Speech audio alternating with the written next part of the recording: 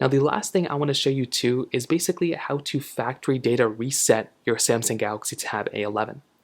Now, there's a couple ways to do this. The first way to do this if you want to factory reset it and it's actually turned on is by going through and basically making your way over to your settings application like this, scrolling over until you find a little panel that says something like General Management, which is right over here. And you can swipe down on the side and you'll be able to see this reset option, which is right over here. Tapping on reset will allow you to come into this page. And from here, you should be able to tap onto the factory data reset button, which shows up right here. And then you'll be able to factory data reset your particular tablet.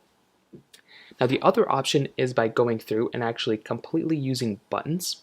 So if you want to use buttons basically to factory data reset, this would basically look like this.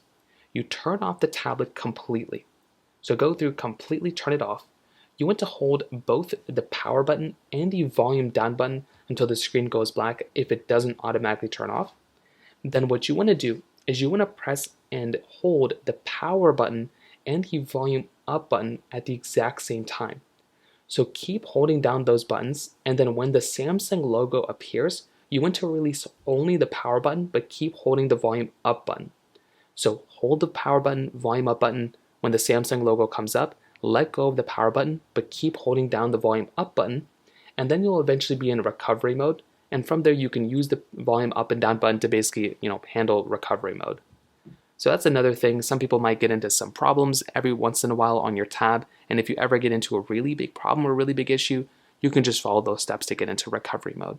So that is basically how you go ahead and use your Samsung Galaxy Tab A tablet. If you have any other thoughts or questions, please let me know in the comment section below. Hit the like button, that would mean so much, but definitely hit that subscribe button. More importantly than everything else, I love every single one of you guys. Hopefully I'll catch you guys in the next video. Peace out till then.